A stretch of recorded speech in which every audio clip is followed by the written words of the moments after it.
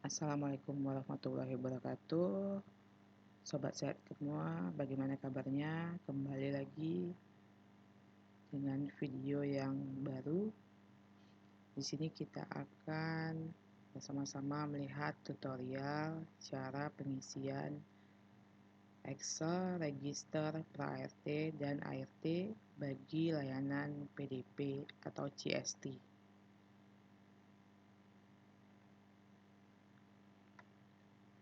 Nah, ini adalah file atau Excel, register, pra-ART, dan ART. Di sini ada terdiri dari berbagai sheet, yaitu yang pertama adalah sheet kesepakatan daftar kode. Di sini berisi daftar kode yang akan digunakan untuk pengisian pra-ART dan ART. Lalu di sheet kedua ada pra-ART tahun awal sampai dengan sekarang. Nah, yang kita akan bahas kali ini bagaimana tutorial cara pengisian sheet dari pra-ART tahun awal sampai dengan sekarang. Sama-sama kita lihat di sini ada kolom nomor. Ini adalah berisi nomor urut seperti biasa, nomor urut Excel yaitu dari 1, 2, 3 dan seterusnya. Lalu ada bulan laporan, ada tanggal kunjungan pertama. Nah, tanggal kunjungan pertama di sini itu dapat kita lihat dari lembar ikhtisar perawatan pasien. Jadi, basis dari untuk pengisian Excel, register, pra-ART, dan ART itu basisnya adalah dari ikhtisar perawatan pasien HIV.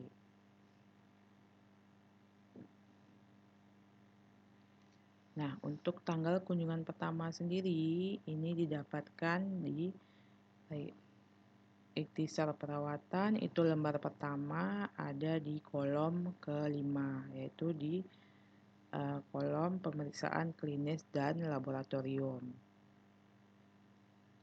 Nah, seperti di sini contoh soalnya, contoh Excel yang saya punya, itu tanggal kunjungan pertamanya adalah tanggal 2 Mei 2019.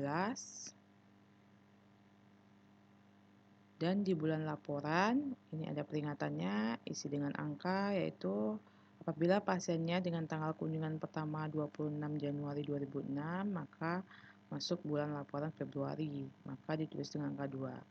Jadi, bila tanggal kunjungan pertamanya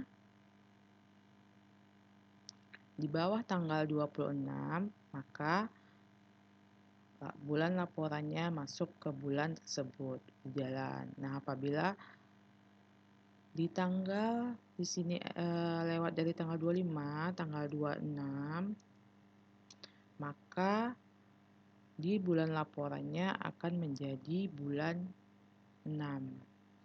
Karena bulan laporan berjalan dari tanggal 26 bulan sebelumnya sampai tanggal 25 bulan yang berjalan sekarang.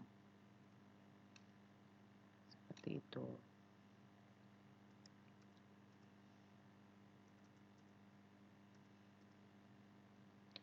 Nah, kolom selanjutnya ada nomor rekam medis. Nanti nomor rekam medis dilihat dari di sudut kanan bawah dari ikhtisar perawatan.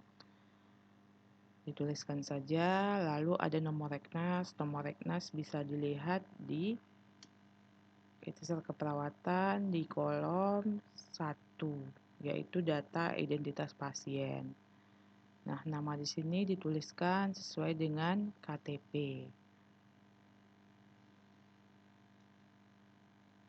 Nah, ada kolom selanjutnya yaitu ada alamat. Alamat diisi, kita merujuknya dari kolom 1 juga di ikhtisar perawatan lembar pertama. Ada alamat pasien, itu ditulis lengkap.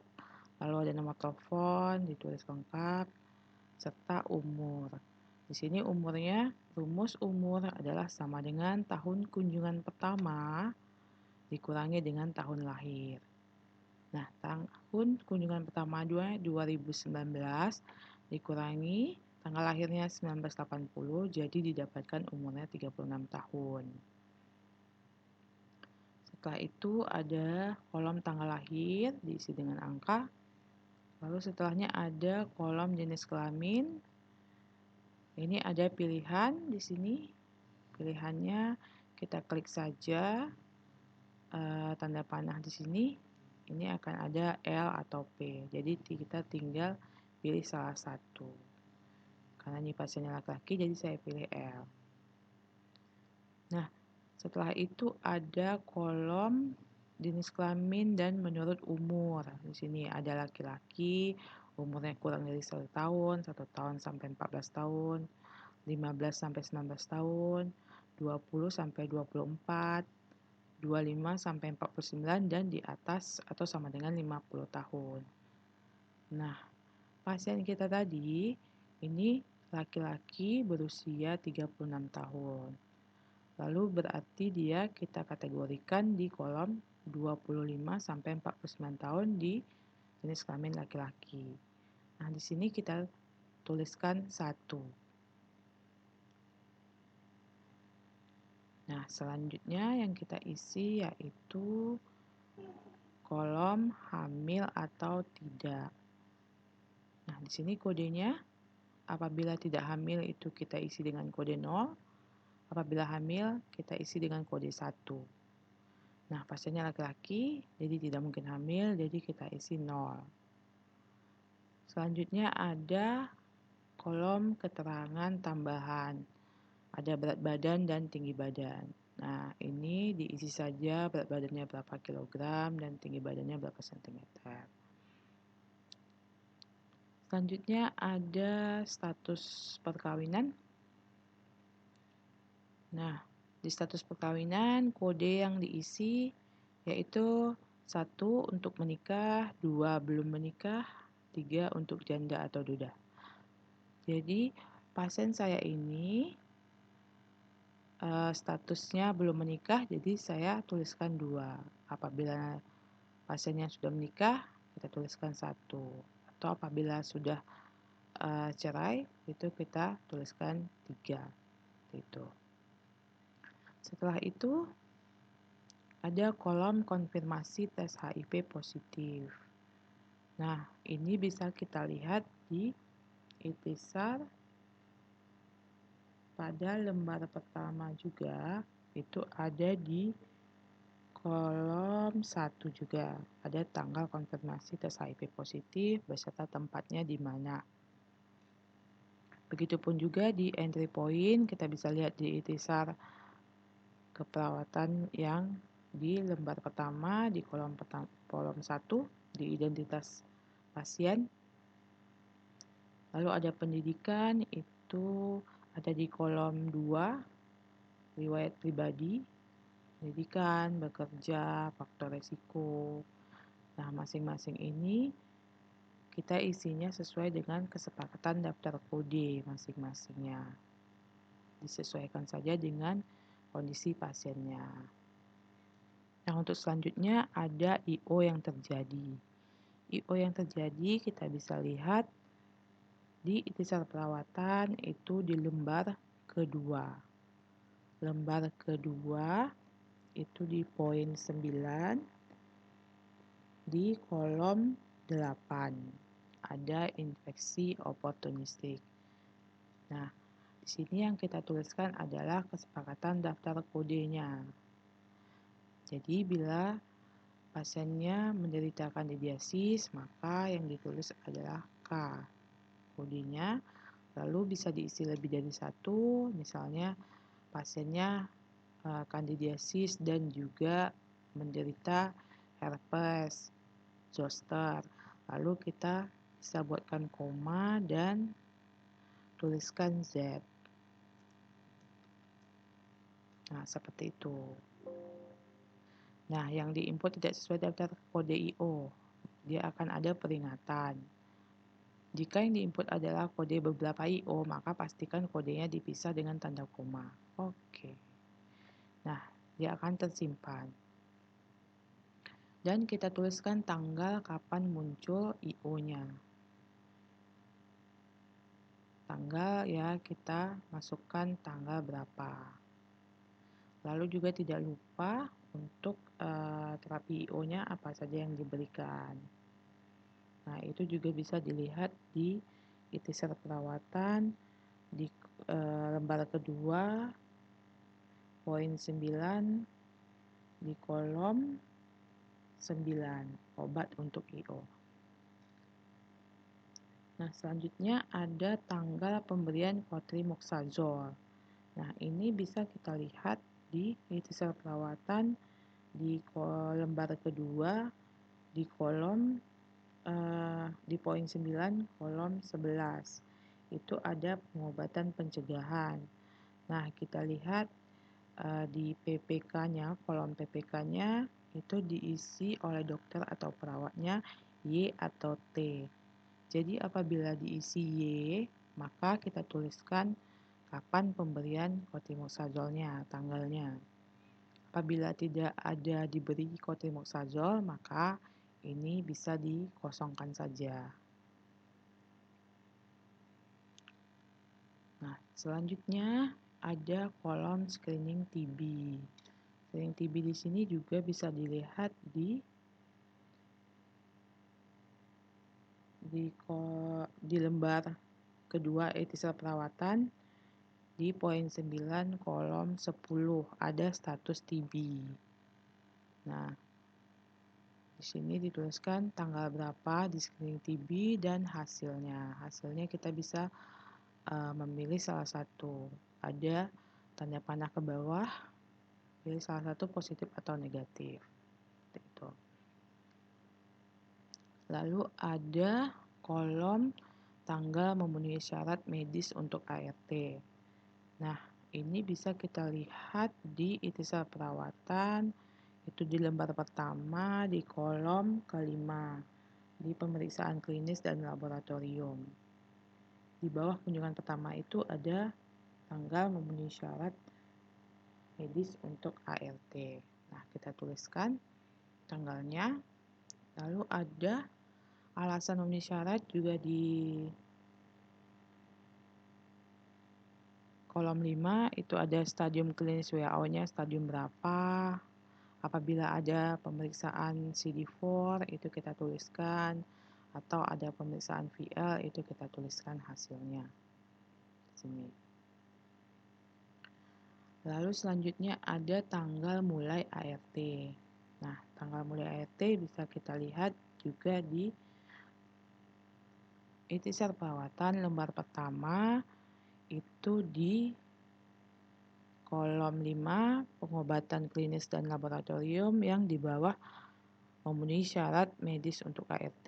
Ada kolom baris saat mulai ART dan tanggalnya kapan. Jadi kita akan input ke sini. Selanjutnya itu ada akhir follow up sebelum mulai ART. Karena pasiennya sudah mulai ART, jadi ini pasti dikosongkan. Seperti itu. Apabila pasiennya belum mulai ART, maka kita akan lihat akhir follow up-nya. Apakah pasiennya meninggal sebelum dia mulai ART, maka kita tuliskan tanggal meninggalnya dan penyebab kematiannya apa.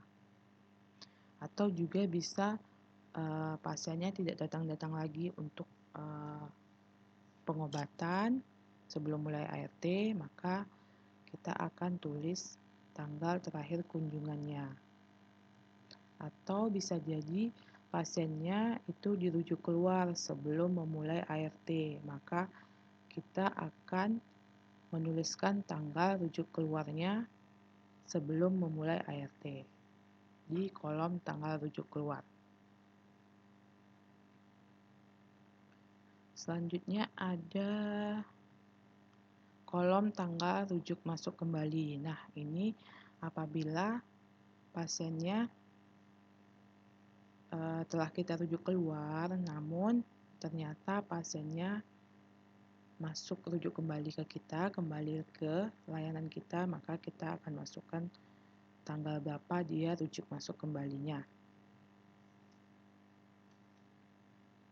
Selanjutnya ada kelompok populasi khusus. Di sini ada pilihan di panah ke bawah, kita klik itu apakah ada kelompok populasi khusus. Apakah pasiennya itu penasun. Penasun itu adalah pengguna narkoba suntik.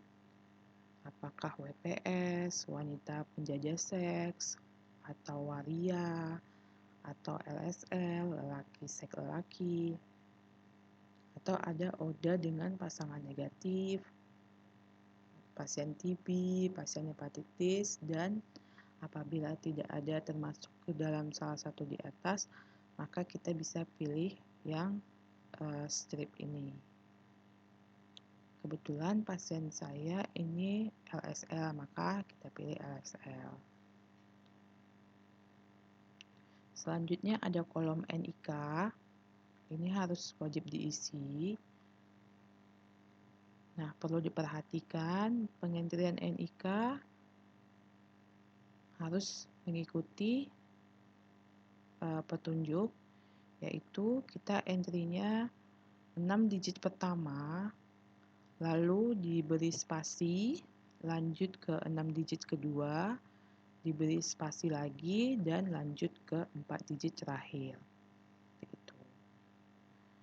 Jadi misalkan NIK-nya 1, 2, 3, 4, 5, 6, spasi 1, 2, 3, 4, 5, 6, spasi, dan 4 digit terakhir. Nah, seperti itu. Lalu ada nomor registrasi VCT dan PITC atau PITC ya. Nomor registrasi di sini adalah berisi 10 digit yang diawali dengan 4 huruf nama awal pasien dan dilanjutkan 2 digit itu tahun lahir pasien, 2 digit kemudiannya bulan lahir pasien, dan terakhir 2 digit terakhir itu adalah tanggal lahir pasiennya. Itu.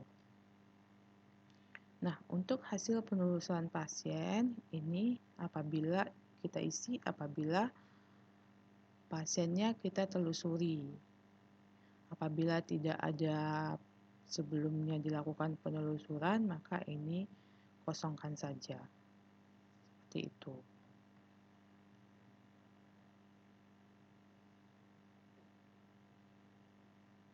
Nah, ini yang pasien rujuk masuk. Nah, bagaimana kalau pasiennya yang memang real pasiennya ditemukan di layanan kita? Nah, seperti ini. Di puskesmas itu nomor reknas 11 digit dan spasi lalu 4 digit nomor urut. Seperti ini. Sama pengisiannya. Yang penting itu adalah pengisian dari Pak RT ini adalah asalnya itu dari ikhtisar perawatan pasiennya.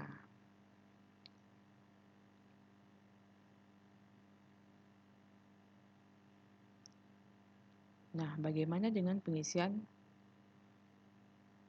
ART? Kita lihat pengisian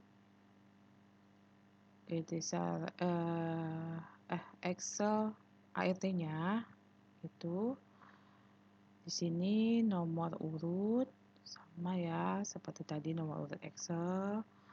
Lalu ada kolom bulan di Mei 2019. Nah, apabila ada kolom yang berwarna biru, maka itu tidak perlu kita isi. karena nanti akan terisi secara otomatis. Nah, kita lanjut ke tahun. Tahun di sini yaitu peringatan isi dengan tahun mulai ART. Nah, pasiennya mulai ART tanggalnya 2017. Maka kita tuliskan tahun 2017. Perbedaannya tadi di pra-ART, ini tahunnya itu dia berdasarkan tahun kunjungan pertama pasiennya. Kalau di ART, tahunnya berdasarkan tahun mulai ART-nya. Nah, di bulan laporan juga berbeda. Kalau di pra-ART, perhitungan bulan laporannya dari tanggal 26 bulan sebelumnya sampai ke tanggal 25 bulan berjalan. Nah, di register ART itu berbeda. Perhitungannya itu dari tanggal 1 sampai dengan 30 atau 31 bulan pelaporan.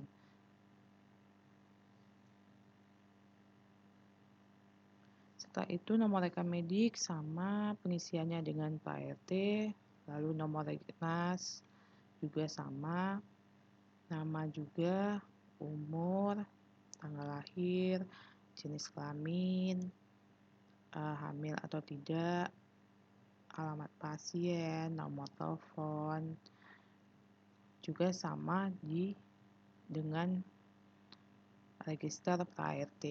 Nah, perlu diingatkan lagi, penulisan dari pra-ART itu harus sama dengan register ART, karena nanti akan kita validasi. Nanti apabila ada berbeda, nanti akan keluar warning. Nah, selanjutnya ada kolom nama PMO dan nomor telepon. Ini kita dapatkan dari ijazah perawatan lembar pertama di kolom 1, yaitu data identitas pasien, ada nama pengawas minum obat, PMO-nya kita tuliskan, dan nomor telepon PMO-nya. Selanjutnya ada kolom menerima ARV sebelumnya. Nah, ini kita isinya, kita lihat dari ijazah perawatan lembar pertama itu ada di kolom 4, riwayat terapi antiretroviral. Itu ada pernah menerima ART, 1 ya, 2 dan itu tidak. Jadi kita tuliskan kodenya 1 atau 2. Selanjutnya ada stadium klinis WHO pada saat mulai ART. Ini ada stadium klinisnya 1, 2, 3, atau 4. Jadi stadium klinis kita bisa lihat di lembar ikhtisar pertama. Di kunjungan pertama ada stadium klinis di kolom kelima, di pemeriksaan klinis dan laboratorium. Selanjutnya ada status fungsional 1 kerja, 2 ambulatori, 3 baring. Ini kita akan isi sesuai dengan kesepakatan kode. Nah, itu bisa kita lihat dari status fungsional itu ada di lembar 2 ikhtisar perawatan di poin 9 kolom ke-5. Apakah 1, 2, atau 3? Nah, di kasus ini pasiennya adalah rujuk masuk. Rujuk masuknya di bulan ke-21. Jadi kita tuliskan pada bulan 24. Jadi yang bulan sebelumnya ini kita abaikan saja karena pasiennya tidak ada di layanan kita. Jadi kita mulai mengisinya di bulan 24 dan seterusnya. Selanjutnya ada kolom berat badan, itu juga kita isi pada 24 bulan. Lalu apabila ada pemeriksaan CD4 itu juga kita isi sesuai dengan berapa bulan pasiennya minum obat. Selanjutnya ada tanggal screening atau tapis TB, itu kita isi kapan tanggal dia kita screening TB. Nah, screening TB di sini kita hanya memerlukan menanyakan 5 pertanyaan. Jadi apakah ada demam pada pasien, atau apakah ada batuk berdahak, apakah ada berat badan turun, berkeringat malam, serta apakah ada tanda pembengkakan di kelenjar. Lalu apabila pasiennya menderita TB, maka di kolom TB selama ART ini kita isi di kolom P atau EP ini kita isi kode TB-nya. Apakah dia TB paru atau TB ekstra paru. Bila dia TB paru, kita isi kode 1, dan apabila TB ekstra paru, kodenya 2. Dan tuliskan tanggal mulai terapi OAT-nya. Selanjutnya ada IO yang terjadi. Kita mengisi kode IO-nya seperti tadi. Kode IO dilihat dari lembar ikhtisar lembar kedua itu di poin 9 kolom 8, dan tanggalnya kapan terjadi dan terapinya apa saja itu bisa dilihat di lembar kedua poin 9 kolom 9. Nah, lalu ada tanggal mulai pemberian profilaksis cotrimoxazole. Itu bisa kita lihat di lembar ikhtisar juga, di lembar kedua poin 9 kolom 11 yang kolom PPK, diberikan ya atau tidak. Kalau diberikan kita tulis tanggal kapan diberikannya, kalau tidak ya dikosongkan saja. Lalu ada kolom nama regimen ART orisinal, ini kita tuliskan. Nah, cara penulisannya kita lihat di sheet kesepakatan daftar kode regimen ART. Di sheet yang kesepakatan. Nah, kita lihat apa regimen yang diberikan oleh dokter ke pasiennya. Atau itu bisa kita lihat juga di ikhtisar lembar kedua poin 9 kolom ke-12.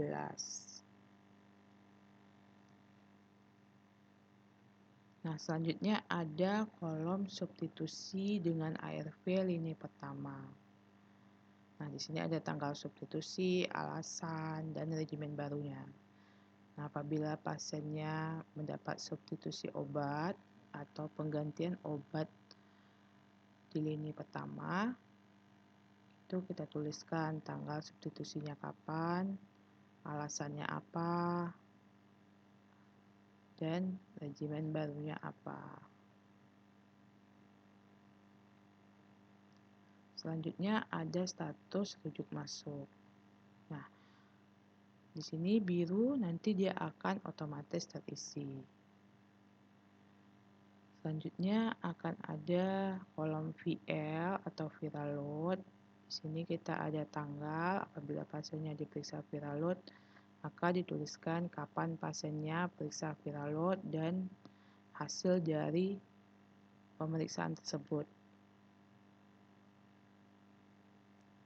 Selanjutnya ada kolom switch dengan ARV lini kedua. Di sini sama, tuliskan tanggal switch-nya, alasannya, dan regimen barunya apa. Setelah itu ada kolom akhir follow up dengan ART. Nah, di sini ada tanggal meninggal, tanggal stop yang pasti, tanggal lolos follow up. Nah, di sini tanggal lolos follow up kita tuliskan tanggal kunjungan terakhir pada pasien itu. Pasien yang lolos follow up itu adalah pasien yang tidak hadir 3 bulan berturut-turut. Nah, lalu ada kolom rujuk keluar dengan ART apabila pasiennya kita rujuk ke PDP lain. Nah, itu kita isi tanggalnya, kapan dirujuk ke PDP lain, dan lokasi tempat rujukan berikutnya, seperti itu. Nah, selanjutnya ada kolom aderen dan bulan beberapa pasiennya tersebut menjalani pengobatan. Nah, karena di sini pasiennya rujuk masuk dari layanan lain, maka kita isinya aderennya pasiennya masuk di bulan ke-21, maka kita akan tuliskan di bulan 21 itu RM. Nah, di sini ada pilihan kode. Ada RM. RM itu berarti rujuk masuk. Nah, aderen selanjutnya ini bisa kita lihat dari teaser perawatan lembar kedua, poin 9, kolom ke-14. Nah, aderen bulan berikutnya 1 apabila aderennya lebih dari 95%, 2 apabila aderennya 80-95%, dan 3 aderennya kurang dari 80%. Aderen di sini adalah kepatuhan minum obat pasien. Nah, di bulan selanjutnya, maka itu kita akan isi dengan kode-kode. Apabila pasiennya datang mengambil obat, berarti dia kita kodekan dengan T, yaitu terapi. Nah, apabila pasiennya tidak datang untuk mengambil obat, maka kita akan kodekan dengan A, yang artinya pasien alfa, tidak hadir. Nah, apabila pasiennya tidak hadir 3 bulan berturut-turut, maka kita akan mengisi tanggal lolos to follow up atau kunjungan terakhirnya kapan.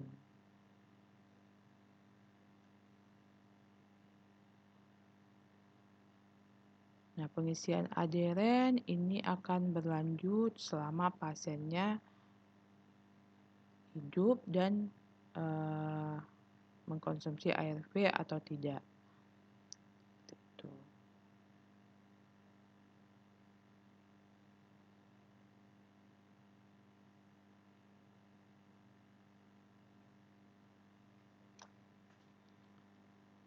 Nah, untuk mencoba validasi, maka kita akan klik aktifkan validasi yang di atas.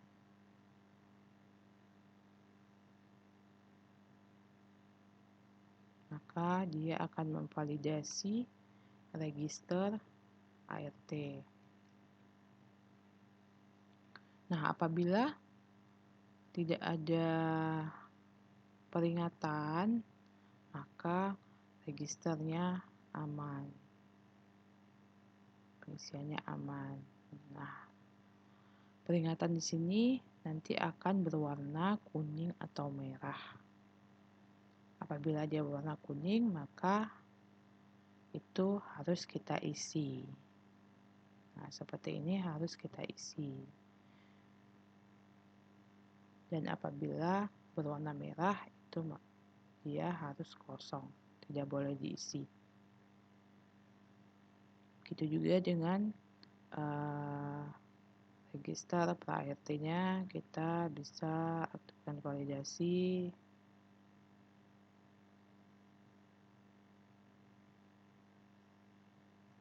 Dicek lagi apakah ada berwarna. Seperti itu.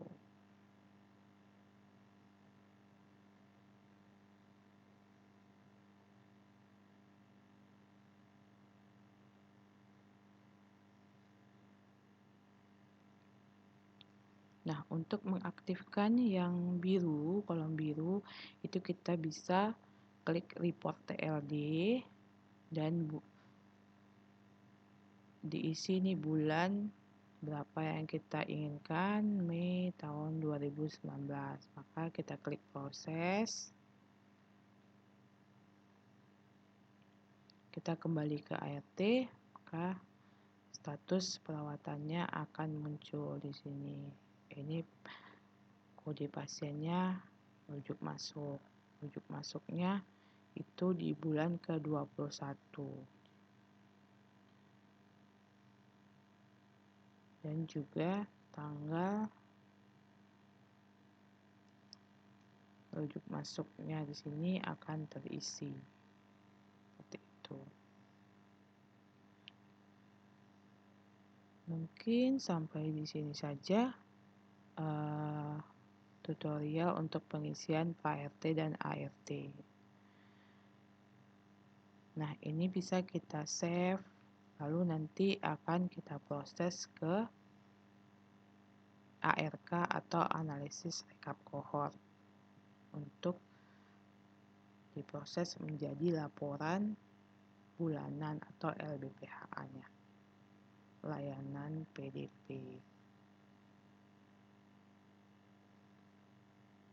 Mungkin sampai di sini.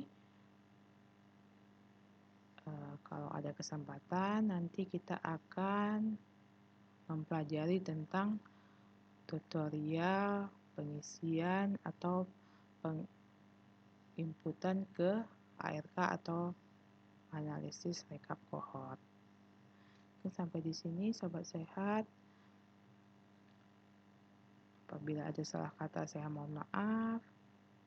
Saya akhiri dengan Assalamualaikum warahmatullahi wabarakatuh.